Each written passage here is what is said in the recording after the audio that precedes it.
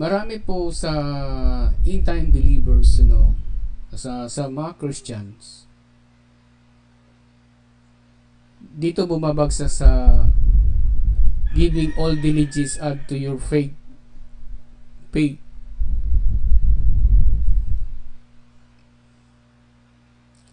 So yung faith na ito, siyempre kung ano yung pundasyon ng principle of faith mo, na yung Katoliko ka, whatever religious, Katoliko o different Christian organization,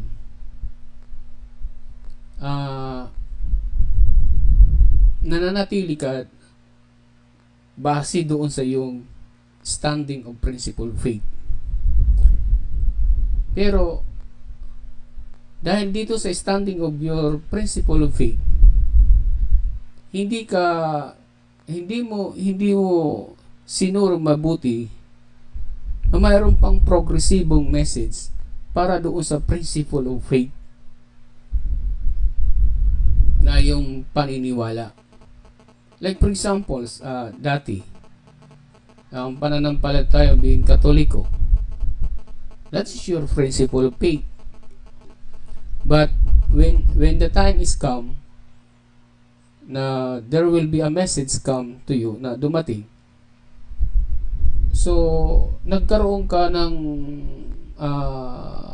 another progressive revelation for doon sa yung paniniwala na ito yung standing ko, yung na paniniwala sa Katoliko. But there is another step before you go out into become as a Catholic religion. Pero ang Katoliko, Trinity. So pumasok doon ka sa paniniwala, but there is a message about another message for the perfection of your principle of faith. For example, hindi na pala Trinity yung standing mo, pumasok ka na sa oneness.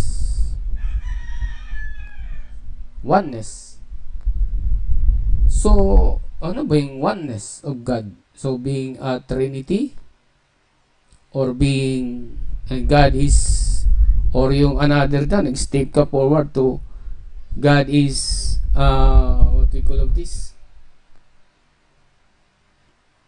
God is manifest into the body of Jesus Christ. So sometimes yung ibang religion talaga, even the end time religion, na ang kanilang paniniwala na ang ito talaga yung ito talaga yung standing of principle of faith ko. So dapat ako dito manindigan. So kung yung aking kalagayan na ito ang kinagisnan ko, pero hindi ko naiiwan. So ganoon din sa end time na mayroong tawag ito, mayroon siyang principle of faith, but the principle of faith na Jesus Christ and the Father are the same, also the one. So kita, so yun ang mabigat kapag hindi natin nakita ang truth na natili tayo. Marami kasi sa end time din na oneness. Jesus Christ is also the Father, and the Holy Ghost is also Jesus Christ. So hindi nila nakita ang great mystery. So yung principle of faith nila nanatilang lang doon, hindi sila nag-progress. Di ba? So ibig sabihin, pagka makita mo yung great mystery, so nag-step forward ka, so magbabago na yung change mo. Pare, God is manifest into the body of Jesus Christ.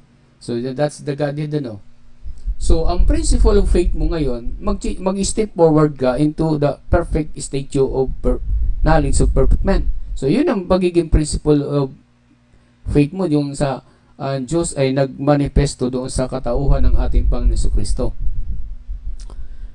Pero sa church, sa iba't ibang klaseng church, hindi talaga sila, hindi sila nanindigan talaga because pumasok na yung Friday. Hindi nila nakita, ayaw nilang buksan ang progresibong understanding para doon sa principle of faith nila, doon sa pagka-Diyos ni Kristo. So, hindi nila nakita. So, means to say, yung great mystery doon, hindi nila naabot. Diba? So, nanindigan doon sila sa principle faith nila na ganito, ganito, ganito. As the same also ng mga iba't ibang religious organization na kapag ang kanilang principle ng pananampalataya ay gano'n na, maninindigan sila. So, the perfect statue of man, especially yung faith, I'm talking about faith. Kasi faith, virtue, knowledge, temperance, and temperance to patience, and patience to godliness. So ibig sabihin ito, mayroon itong ang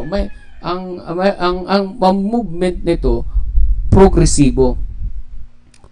Na katulad din ng kalagayan sa virtue, knowledge, temperance, patience, and godliness. Wala nga dito yung brotherly into kindly. Dito yung to. And godliness, brotherly. Ito pala, brotherly. So, back to tayo doon sa topic natin sa faith, dito sa faith. Your faith. Kahit dito sa faith, mas pattern din yun ang pattern. Sa perfect, nangyari sa iba't ibang religious organization na because of this, ito yung aking pananampalataya, dito na lang ako, hindi na babago. So, mali pala yung standing doon. So, kailangan ang purity of faith, yung purity of principle of faith, kailangan makita mo yung clear as a crystal understanding doon sa pananampalataya mo. Kasi pag hindi mo ma-clear as understanding doon sa iyong pananampalataya, magiging katulad sa iba na traditional faith. Diba? So, ang sukat ng pananampalataya mo, papunta sa perfection sa faith. Pero ang problema kasi, pagdating na sa clarity, clear understanding, doon sa paniniwala, ay nabago. Hindi na talaga nanatili. Ganon din sa virtue. Sa kagalingan, ganon din kalagayan. Nung nakita niya isang magaling na ganito, ito mabuti ito, parang katulad ng isang bahay. Nung bahay na nagtatayo, ang poste niya ng bahay niya ay kahoy. Pero siyempre sa pagtakbo ng panahon, hindi na kahoy, nagiging ang poste niya, nagiging semento na, tapos linalagyan na ng bakal. So patibay ng patibay ang poste.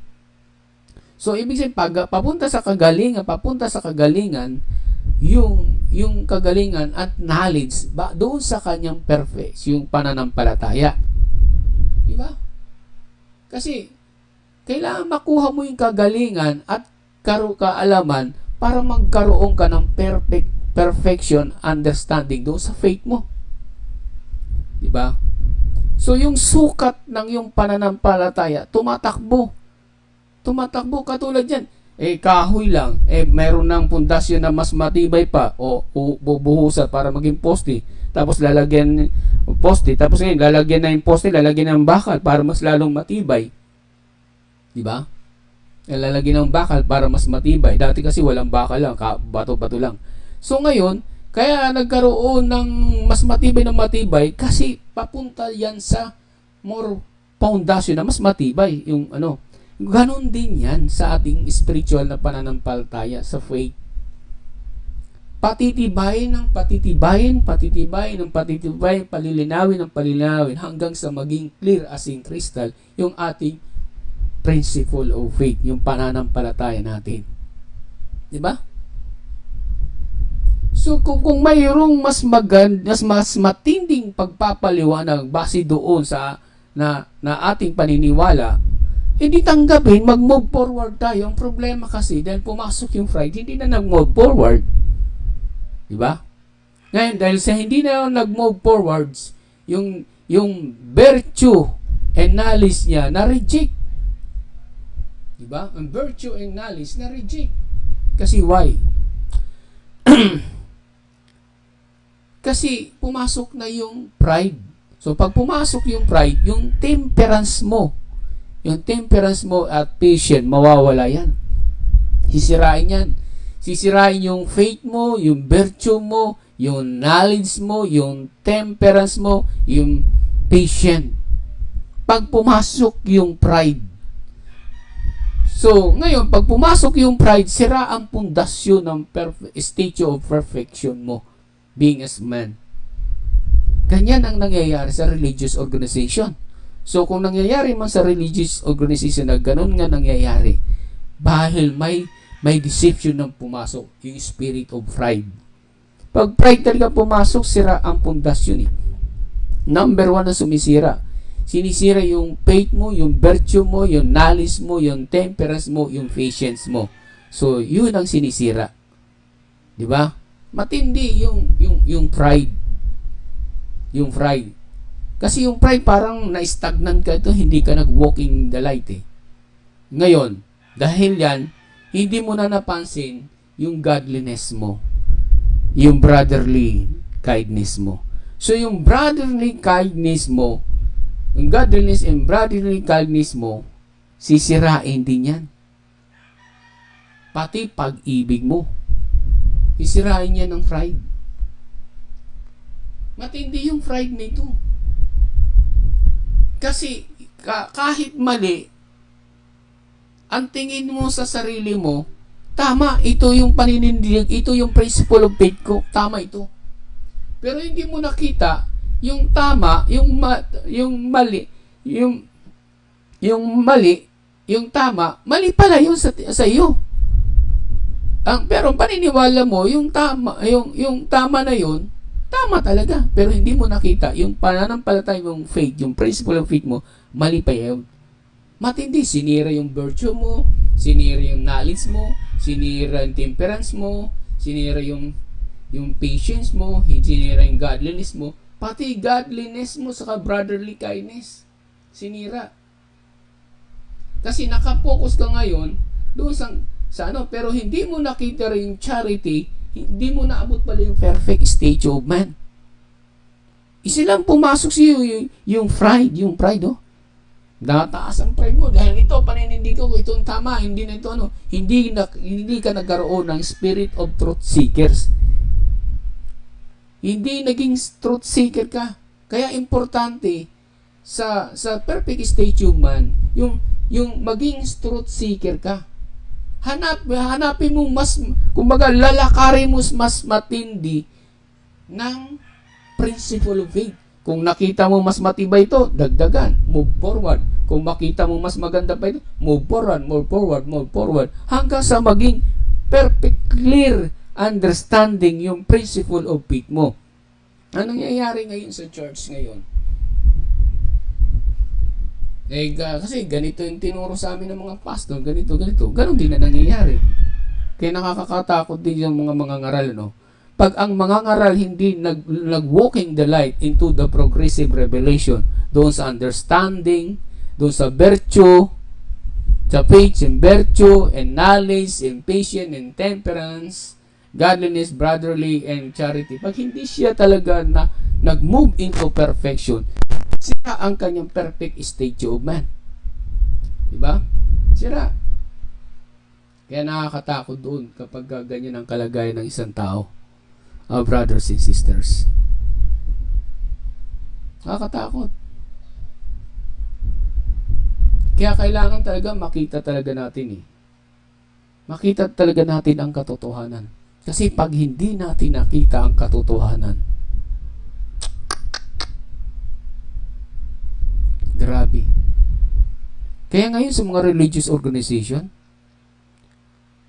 Nag-move forward nga sila, pero hindi naman sila nag-walking in the light.